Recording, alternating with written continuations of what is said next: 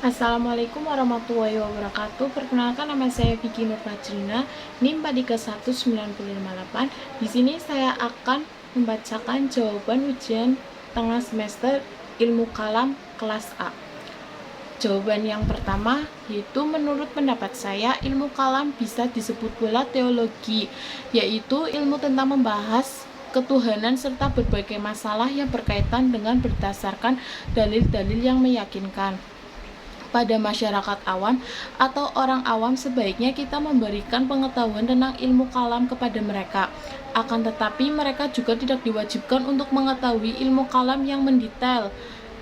Mereka hanya perlu untuk meyakini dengan mantap bahwa alam semesta ini adalah ciptaan Allah, bahwa alam senantiasa mengurus seisi alam ini, dan bahwa Allah adalah satu-satunya Tuhan yang layak disembah, bahwa Allah Maha mendengar, Maha mengetahui.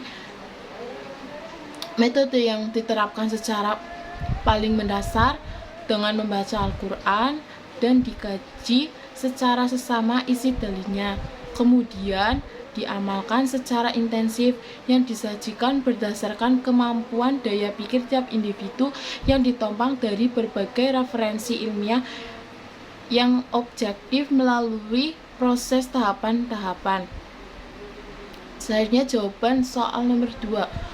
Hubungan antara ilmu tasawuf, ilmu kalam, dan filsafat, yaitu bahwa ketiganya berusaha menemukan apa yang disebut kebenaran. Kebenaran tasawuf berupa tersingkapnya atau kasyaf, kebenaran sejati melalui mata hati. Kebenaran dalam ilmu kalam berupa diketahuinya kebenaran ajaran agama melalui penalaran rasio, lalu dirujuk kepada nas Al-Quran dan hadis.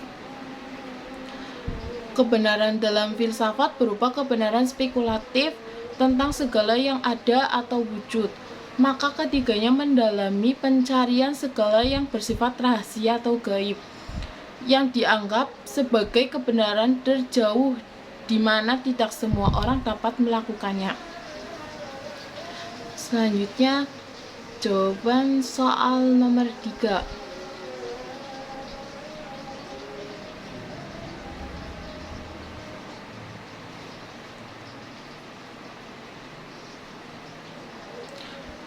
Corak pemikiran aliran Jabariyah menganggap bahwa perbuatan manusia dilakukan oleh Tuhan dan manusia hanya menerima.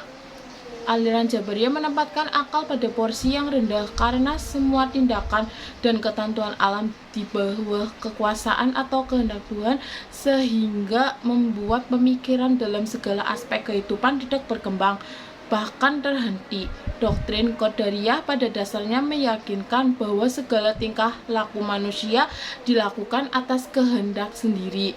Manusia mempunyai kewenangan untuk melakukan segala perbuatan atas kehendak sendiri, baik berbuat baik maupun berbuat jahat.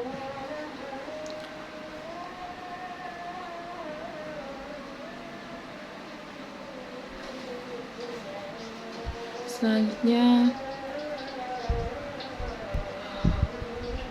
menurut Al-Asy'ari mengatakan bahwa orang mukmin yang melakukan dosa besar selama masih mempunyai iman tidak kafir. Al-Mutarabi berpendapat bahwa orang yang berdosa besar tidak kafir dan tidak kekal di dalam neraka walaupun mati sebelum bertaubat. Menurut Khawarij, yaitu orang Islam yang melakukan dosa besar adalah kafir dan harus dibunuh. Yang kedua, orang-orang yang terlibat dalam perang Jamal dan para pelaku tahkim, termasuk yang menerima dan membenarkan, adalah kafir. Yang ketiga, khalifah harus dipilih secara oleh rakyat. Yang keempat, khalifah harus dianggap menyeleweng.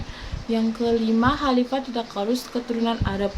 Selanjutnya, Murji'ah, penanggung hukum atas Ali Muawiyah atau Amr bin As dan Musa al-Asy'ari yang terlibat tahkim. Iman itu adalah tasyid atau pembenaran saja, atau pengetahuan hati atau ikrar.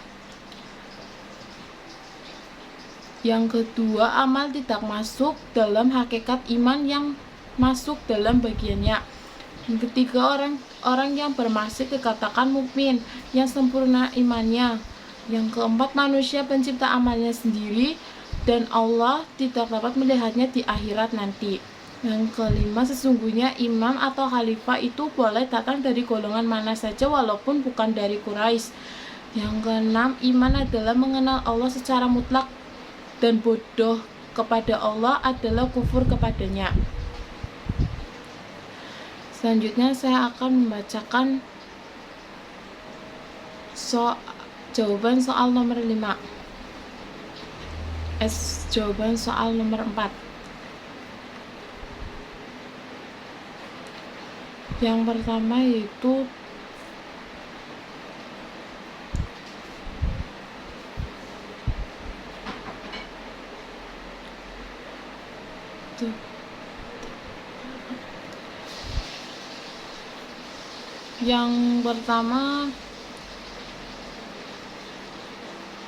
perbandingan antar aliran tentang pelaku dosa besar. Yang pertama ada aliran Khawarij. Khawarij mempunyai banyak subseks, yaitu Azarika, Najah, Al-Muhakimat, An-Najat, As-Sufriyah.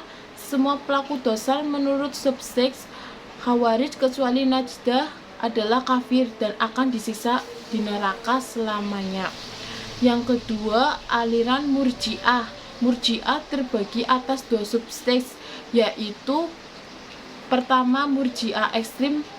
Mereka berpendapat pelaku dosa besar tidak akan disiksa di neraka.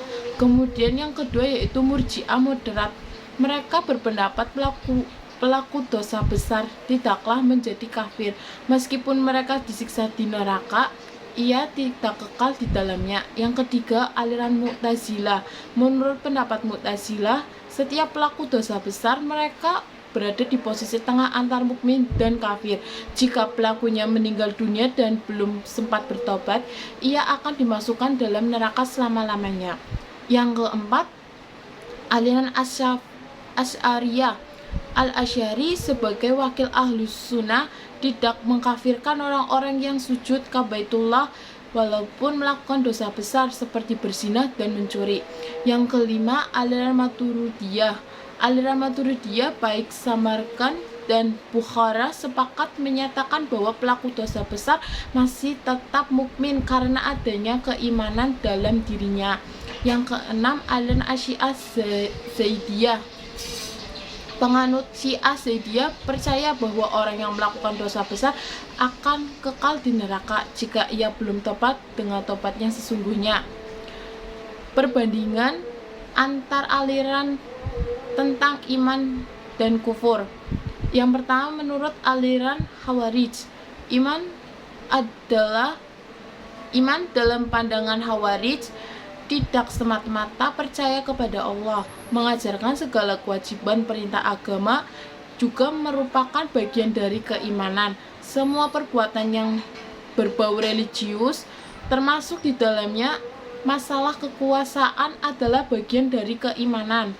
Dengan demikian, siapapun yang menyatakan dirinya iman adalah Allah dan bahwa Muhammad adalah Rasul-Nya, tetapi tidak melaksanakan kewajiban agama dan melakukan perbuatan dosa, ia pandangan kafir. Yang kedua, menurut aliran Murji'ah. Untuk Murji'ah yang ekstrim, mereka berpandangan bahwa keimanan terletak di dalam kalbu. Adapun ucapannya dan perbuatan selamanya menggambarkan apa yang ada di dalam kalbu. Untuk Murji'ah moderat, mereka berpendapat bahwa pelaku dosa besar tidaklah menjadi kafir meskipun disiksa di neraka, ia tidak kekal di dalamnya, tergantung pada dosa yang dilakukannya. Yang ketiga, menurut aliran Mu'tazilah. Seluruh pemikiran Mu'tazilah sepakat bahwa amal perbuatan merupakan salah satu unsur terpenting dalam konsep iman. Bahkan hampir mengidentikannya dengan iman. Ini mudah dimengerti karena konsep mereka tentang amal sebagai bagian penting keimanan memiliki keterikatan langsung dalam masalah janji dan ancaman yang merupakan salah satu dari Pancasila atau Mu'tazilah. Yang keempat, menurut aliran Asy'ariyah, Al-Asy'ariyah berkata iman adalah membenarkan dalam kalbu, sedangkan mengatakan dengan lisan dan melakukan berbagai kewajiban utama hanyalah merupakan cabang-cabang iman. Oleh sebab itu, siapapun yang memberikan kesan Tuhan dengan kalbunya dan membenarkan utusan-utusannya beserta apa yang mereka bawa darinya, iman yang semacam itu merupakan iman yang sahih, dan keimanan orang tidak akan hilang kecuali jika ia mengingkari salah satu dari hal-hal tersebut. Yang kelima, menurut aliran Maturidiyah Samarkand berpendapat bahwa iman adalah tasdik bin al-qalb, bukan semata-mata ikrar bi al-lisan. Sedangkan Maturidiyah Bukhara pendapat bahwa iman tidak dapat berkurang tetapi bisa bertambah dengan adanya beribadah-ibadah yang dilakukan.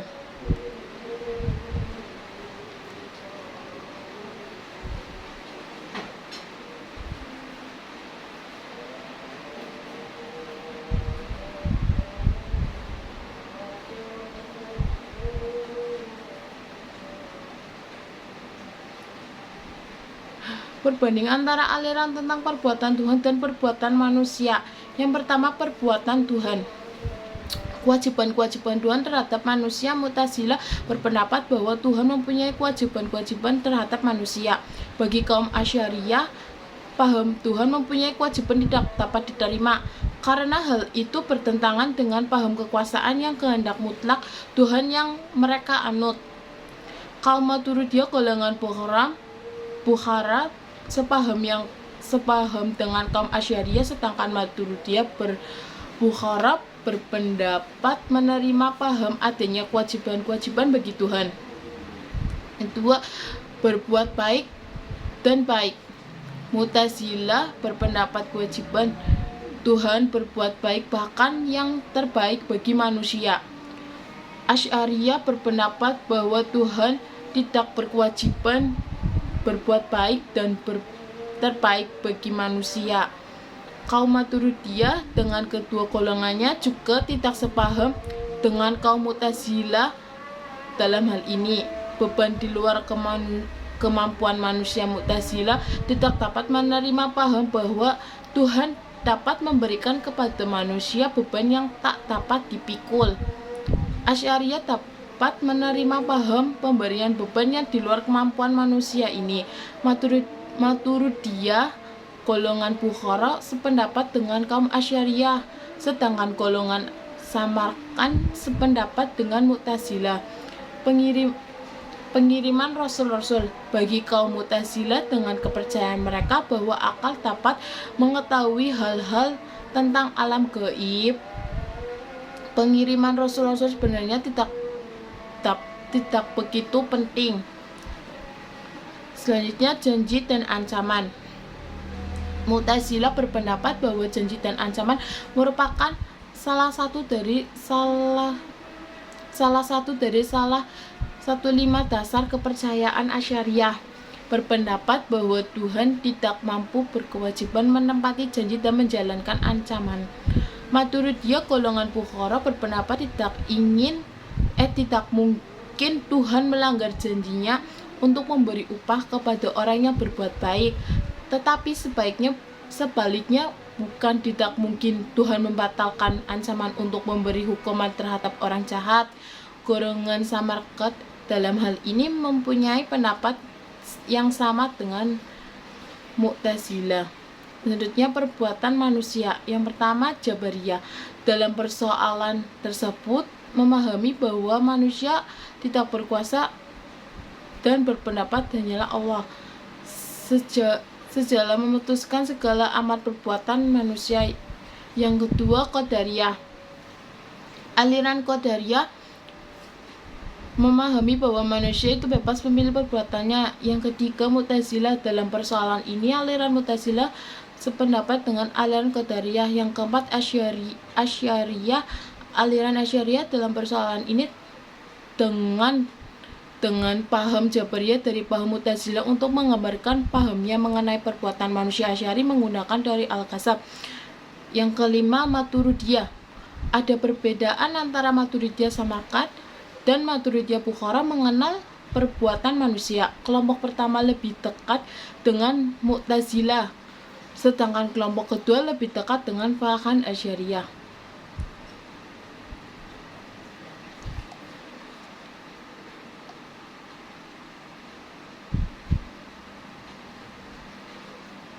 Demikian jawaban dari soal ujian tengah semester ilmu kalam. Kurang lebihnya mohon maaf. Wassalamualaikum warahmatullahi wabarakatuh.